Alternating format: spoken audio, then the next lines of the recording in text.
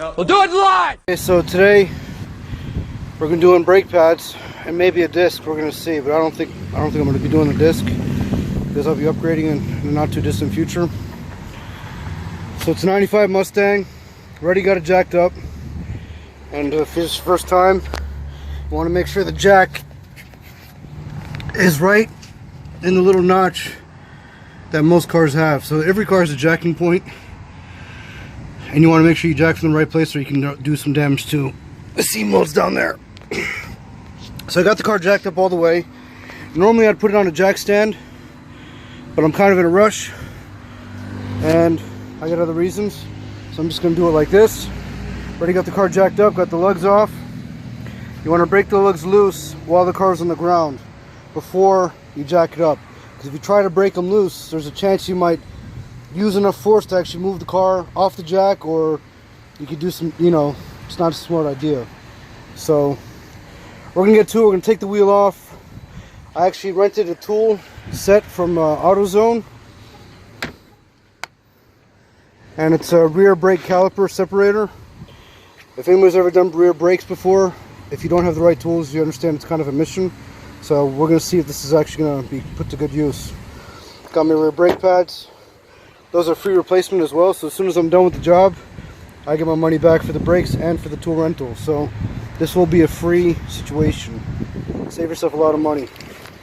Okay, when we get back, when I come back, I'm gonna have the tool set in the calipers, and we'll see what we got. Okay, so Fords require a 1/2 inch, so, or maybe a 13. Let's see.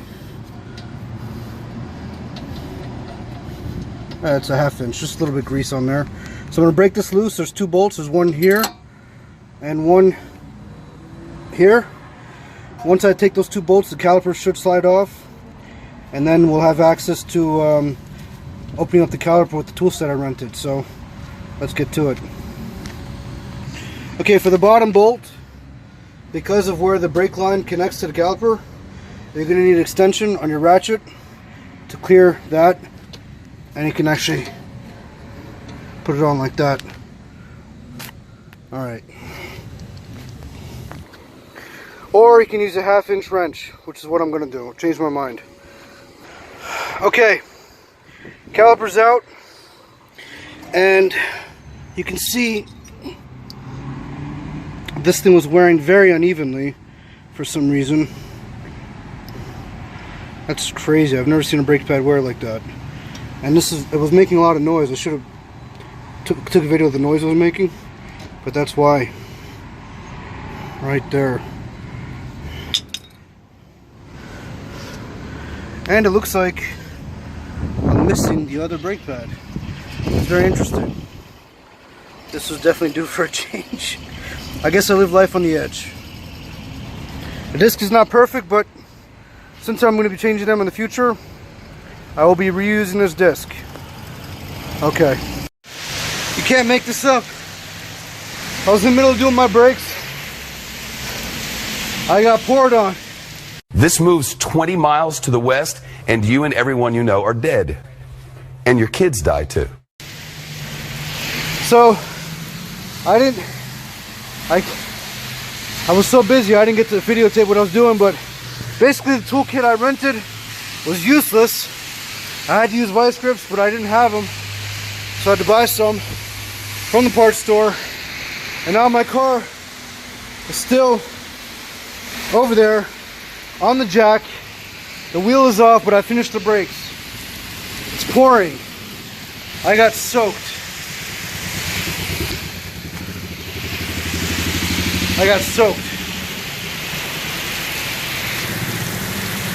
In the middle. Unbelievable. Look at this.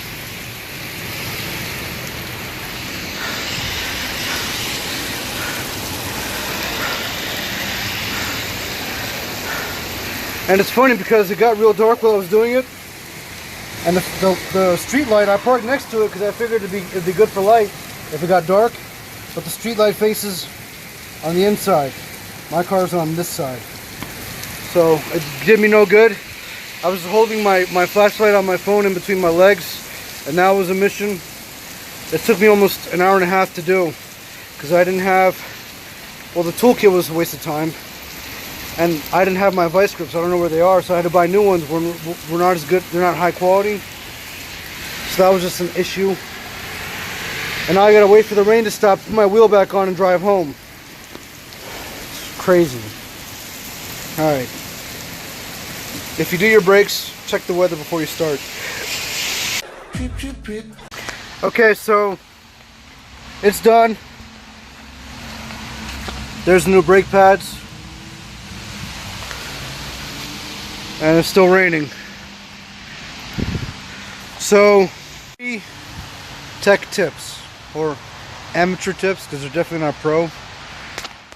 Number one, check the weather before you work on your car. Number two, don't live in Florida.